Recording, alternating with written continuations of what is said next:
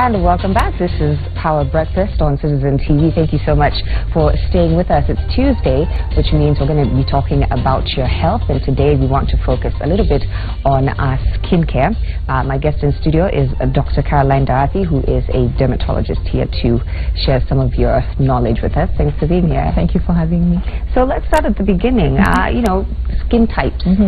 How is it that one decides that I have oily skin, I have dry skin, I have combination skin? Knowing your skin type, how does that work?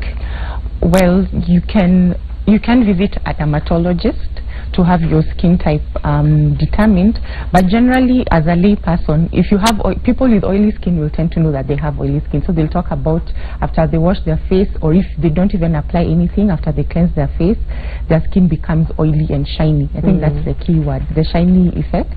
Then there are those who will say despite moisturizing their skin in the morning, their skin still remains very dry, and those are the people who say they have to apply things like petroleum jelly on their face. And then when it comes, is that advisable, by the way? Petroleum jelly, well, it depends on you see, it could be children or adults, so it depends again on also your skin, because there are people who have dry skin who probably have issues like eczema, and those you will be specific as to the type of moisturizer that you recommend for them to use. Things like purified petroleum jelly, they are not bad to use. You can actually use them for people who have dry skin. And then when it comes to people with combination skin, those are people who tend to have an oily T-zone, and the T-zone is the central part of the face. Up here. Yes, and then on either side, on the cheeks, then they notice that they have dry skin. Yes. Right. So how does diet affect what our skin ends up looking like? Well, what I would say, diet for everyone, just for the general health of your skin, it's good to eat a healthy diet and exercise as well, because it will, other than your skin, it will also help with your general health. And again, we also recommend that you should take a lot of water, so that at least you're able to detoxify and remove the toxins from your body. But generally, having a healthy diet meaning balanced meal, including a lot of vegetables and fruits, is what is advised. Right. Although there are people who, although this is very broad, there are people who probably can have allergies from different foods that they eat. But when we talk generally about the health of your skin, we wouldn't say that there's specifically what you should eat and not eat. Right. Yes, but have a healthy diet. If there are foods, there are some people whose conditions, for example, there are patients, not all, who have their flares of eczema, for example, flared by certain foods. Yeah, so it will not be a hard and fast rule. Just eat a healthy.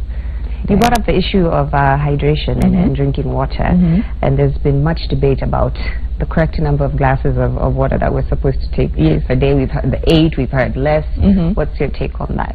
Well, generally people advocate generally as 8 glasses of water, but sometimes when you tell people that, they get they're like, Doctor, will I really be able to do that? So what we usually recommend, if let's say you're at an office environment, just always have a bottle of water in front of you, so that you always remember to keep hydrating. Otherwise, if you tell someone that arbitrarily, they're like, oh, I don't know if I'll be able to do those 8 glasses in a day. But you'll notice once you start taking that water often, you naturally your body will just want to keep taking the water. Right, so it becomes a habit that way. Yes.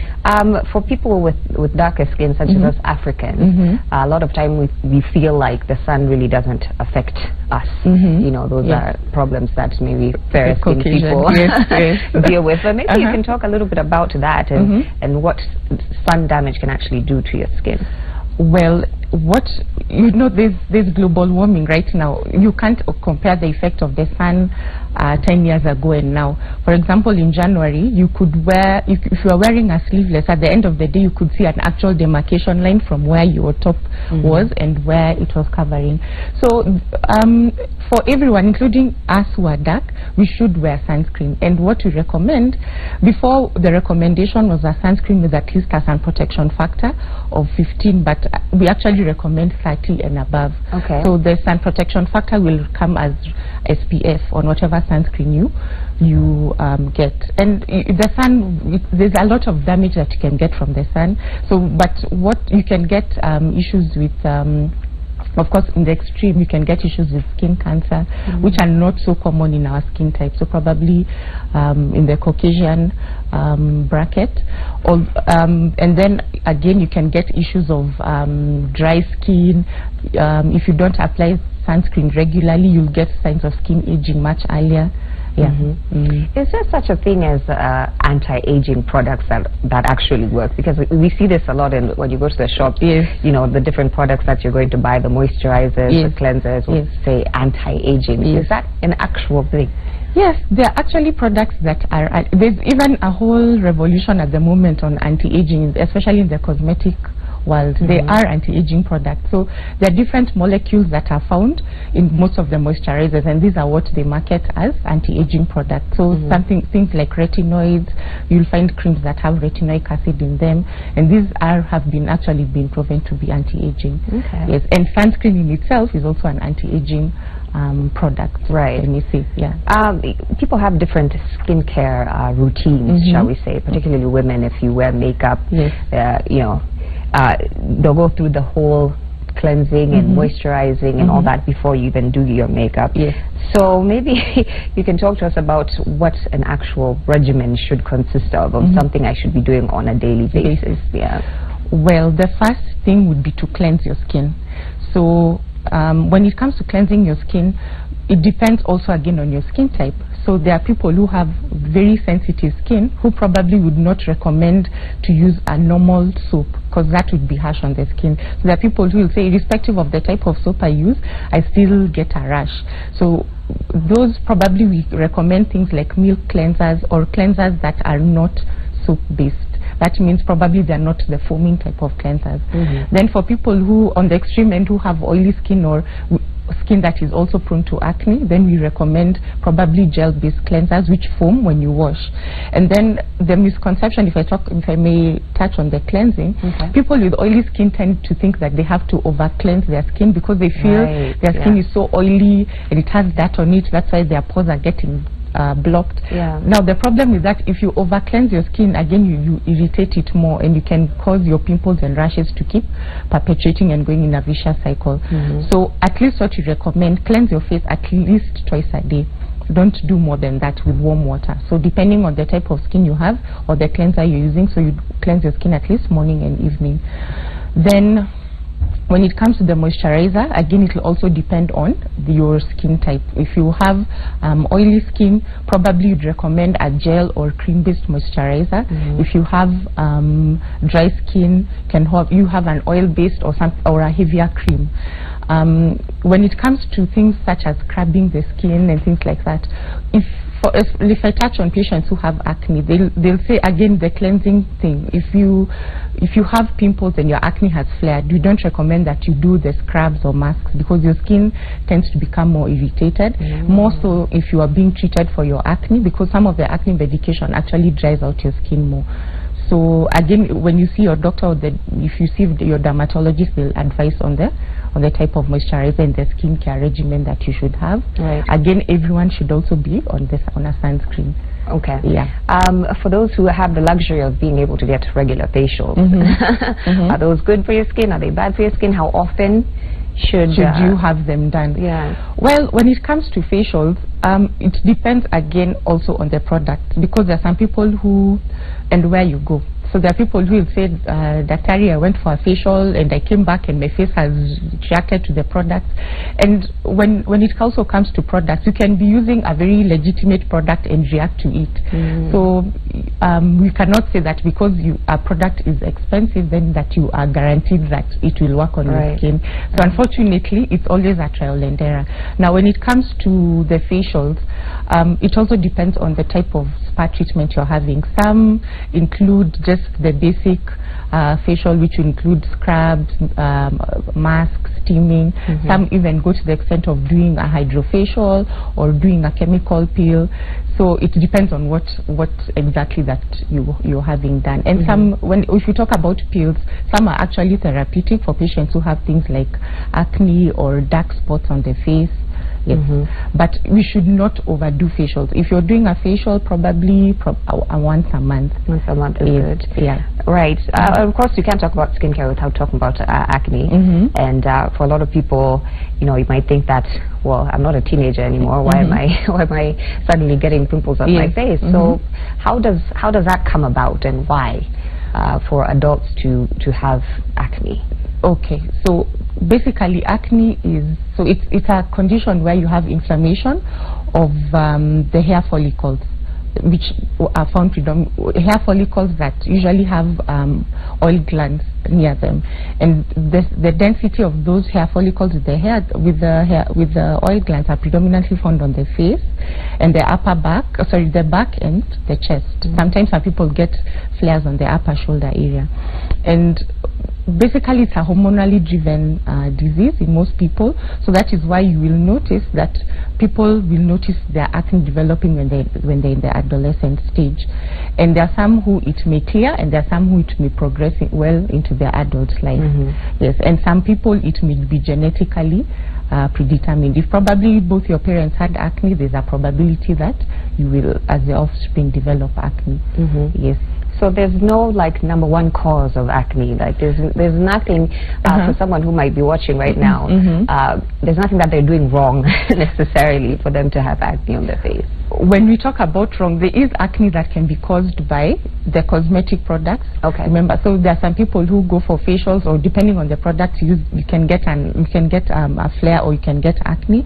Acne can also be caused by certain medications that you take, or you take over the counter, so that can cause acne. And then there are some bleaching products that you use that may have steroids in them that may actually cause your acne to appear. So those who it's just genetically predetermined, who there's nothing wrong that they've done. And remember, if you're getting it as an adolescent, it is usually hormonally driven at that point. And then there are those who it's caused by the products you use, or if you're on medication, or for example, there are people who, if you wear headbands a lot, or probably the products you're applying on your scalp, will probably get a flare of the acne around the forehead area. Right. Yeah. So when someone comes to see you with an acne problem, you have to get to the root of it first and find out what's causing it. Yes. You've also brought up the issue of bleaching, and I think we've been told time and time again how terrible it is for our skin, but you know, people are still buying products, taking pills, all types of things. Talk about some of the long-term effects of these bleaching products on our skin. Yes. So if we touch on the steroids, so there's the local effects that you'll have on the skin, and then there are systemic effects that you can get, because most of the steroids that are used are very strong. So you'll notice some, of course, if you look at someone, you may notice they've bleached if they have an uneven skin tone. So probably depending on where they've applied, a part of their face is light, then the other part of the body or they look at their knuckles to see. So other than that, you'll notice that the skin becomes very thin, and in some people you can actually notice prominent blood vessels. You can actually see tiny vessels on the skin. Then they'll complain because the skin becomes thin. They'll say they're having issues with sensitivity to the sun. Some people actually, with the steroids, you can actually have hair growing on the face. If you use it for long, yes. Now, so those are just part of on the skin. And then systemically, if you use a strong steroid for a very long time, some people get issues with high blood pressure, become diabetic. Some people, depending if you apply it for long, if you applied it on the eye area for long, can get issues with things like glaucoma. So people need to be careful with this. Some products even that are used for bleaching have been shown to cause issues with the kidneys long term. Right. So you always have to be careful. Right. Yes. Yeah. For men who might be watching this and thinking, well, that's a lady's issue of how I take care of my skin. How would you advise men to take care of their skin? So make sure you cleanse your face at least once morning and evening using warm water. Depending on your skin type, again, use the cleanser that is suitable for your skin type. And we all need to moisturize our skin, and everyone should, even men included, should still use a sunscreen. Okay. Yes, as part of their regimen. Right. So if there's you know, lifestyle choices, let's say, the smoking, the drinking, all of that kind of ends up on our skin as well. So maybe you can just you know, give one word of advice to people watching of how they can, you know, have better skin? Okay, so when it comes to, lifestyle, if you're exercising, make sure you take a shower immediately, because sometimes if the sweat stays on your skin for too long, it may tend to irritate your skin. Smoking is not recommended for anyone at all, especially if you want to, because in terms of the skin, smoking affects your collagen, so you'll appear to be aging faster than if you compare with with people who are the same age and probably the same demographic. Smoking has many effects on your health, generally your lungs, your blood vessel system. So generally you'd say just avoid smoking. When it comes to alcohol, there's the recommended intake amount, but you don't have to again overindulge and binge drink, if I may say so. And again, just exercise and eat well and hydrate. Yes. All right, and wear sunscreen. Yes, wear sunscreen. Well. Yes. All right, that's all the time we had this morning. We've been talking skincare tips with Dr. Caroline Darathi, who is a dermatologist. I hope you've picked up one or two things from our talk. And of course, Power Breakfast continues. We still have Man Cave coming up in just a short while. We'll be right back after this break.